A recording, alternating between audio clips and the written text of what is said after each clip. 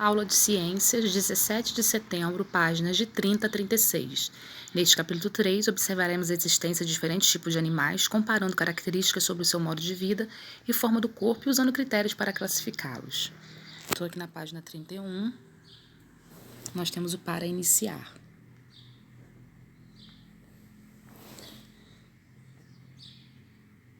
Agora que você já conhece um pouco da diversidade dos seres vivos no nosso planeta, se você fosse convidado a ajudar organizar os animais em diferentes grupos, que critérios você usaria? Então, é uma resposta pessoal, mas uma sugestão é que vocês podem ser usados como critérios o ambiente onde vive, né? O que come, o tamanho do corpo, como se movimenta, a cobertura corporal e etc. Com seus colegas, faça uma lista com a classificação feita por vocês. Como nós não estamos em aula, você mesmo fará uma classificação. Então, aqui vocês podem separá-los por tamanho, formato dos pés, articulações, acessórios e etc.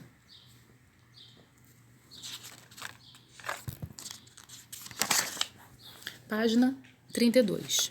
Diversidade animal. A diversidade de animais que habitam os ambientes terrestres e aquáticos no mundo todo é muito grande. Como você já sabe, para facilitar os estudos e o conhecimento sobre o ciclo de vida, as características de cada organismo, eles foram organizados em grupos e classificados de acordo com algumas características em comum. Então, muitos animais têm vértebras, que são chamados de animais vertebrados. Os vertebrados possuem ossos, como o crânio e a coluna vertebral. Outros não têm vértebras e são chamados de animais invertebrados. Os invertebrados constituem a maioria dos animais que povoam a Terra e foram os primeiros animais a aparecer no planeta. Então, aqui nós temos as vértebras, cada um dos ossos da coluna vertebral. Aqui nós temos o crânio e a coluna vertebral. Aqui na atividade, é um trabalho individual. Vocês vão no anexo 2, lá nós temos algumas imagens, e vocês vão fazer um trabalho, observar as imagens no anexo 2, de acordo com a presença ou não de vértebras, organizem os animais das fotos em 2 grupos, vertebrados e invertebrados. Em seguida, faça o que se pede. Na letra A, vocês usem os critérios que vocês estabeleceram na abertura deste capítulo e agrupem os vertebrados de acordo com as características que possuem em comum. Se necessário, considerem outros critérios que acharem importantes neste momento. B, em seguida, façam o mesmo para os animais invertebrados. Letra C, vocês vão anotar em uma folha de papel os grupos com os nomes dos animais que vocês organizaram e escrevam para cada grupo um critério considerado. E, na letra E, vocês vão nas próximas páginas, vocês vão recortar e colar fotos dos animais nos espaços indicados. Então, nós vamos aqui, para a página 33.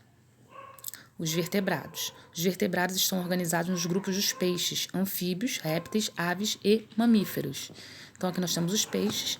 Entre os peixes encontramos 2 grandes grupos, os que têm esqueleto cartilaginoso, chamamos de peixes cartilaginosos, e os que apresentam esqueleto ósseo, chamados de peixes ósseos.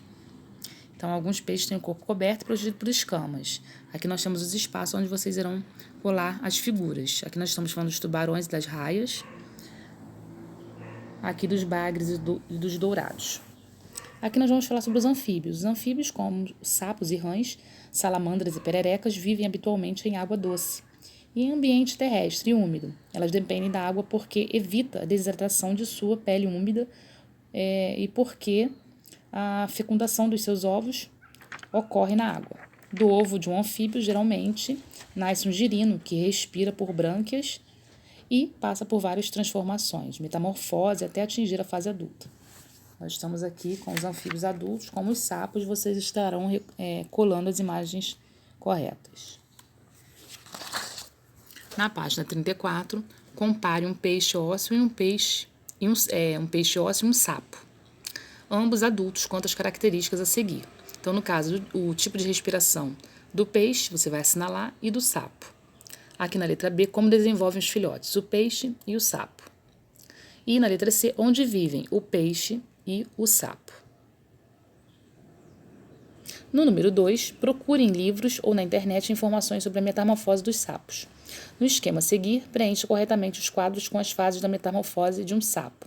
Então, vocês vão falar um pouquinho sobre ovos, sobre embriões, sobre girino com patas e sapo jovem e sapo adulto. Essas são as palavras que vocês vão utilizar no número 2.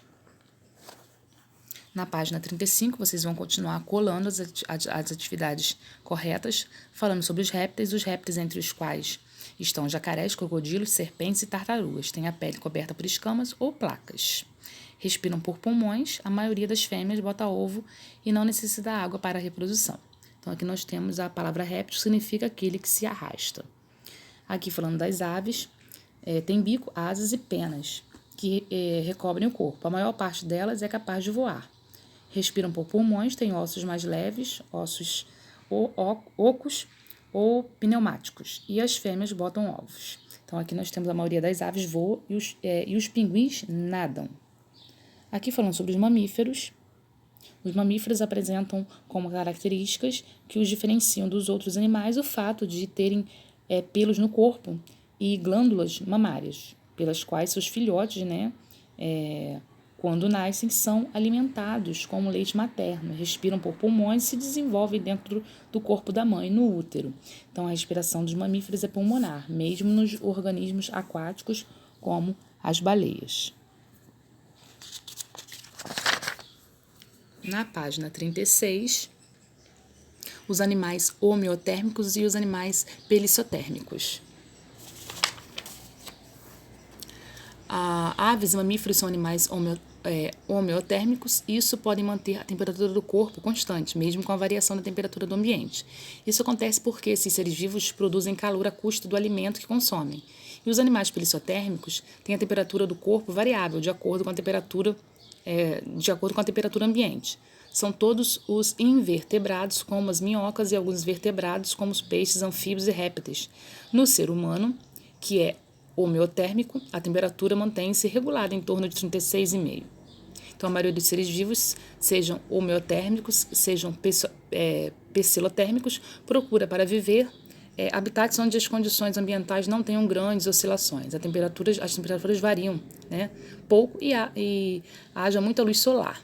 Mesmo assim, alguns conseguem viver em ambientes muito frios. Então, aqui nós temos número 1, coloque V para verdadeiro e F para falso. Nós temos aqui 2 frases falsas. E, no caso, todas as aves têm penas, bicos e voam. No caso, vocês vão consertar essa frase e vão falar sobre o pinguim, tá? E o avestruz, que são aves que não voam. E nos mamíferos têm pelos, vivem nos ambientes aquáticos terrestres, mas não voam. No caso, vocês vão falar sobre os morcegos que podem voar. No número 2, você vai marcar H para homeotérmico e P para pelissotérmico. Observem os animais, tá? Nós temos aí um réptil, uma ave, um mamífero, um anfíbio, um outro mamífero e um peixe. Vocês vão assinalar e vão escrever também, tá? Se é réptil, se é ave, mamífero, anfíbio, mamífero e peixe. Na plataforma, vocês vão completar. Número 1. A diversidade de pontinho que habitam os ambientes terrestres e aquáticos no mundo todo é muito grande. Número 2. Como são chamados os animais que têm vértebras? O que eles possuem? Número 3. Como são chamados os animais que não têm vértebras? No número 4, vocês vão colocar V para verdadeiro e F para falso. Os répteis vivem nos ambientes aquático e terrestre. Número 5, vocês vão observar a imagem e vão escrever se o animal é homeotérmico ou se é pecilotérmico. No número 6, os vertebrados estão organizados nos grupos. Então, nós temos aí 5 grupos em que os animais vertebrados estão organizados. Vocês vão estar escrevendo.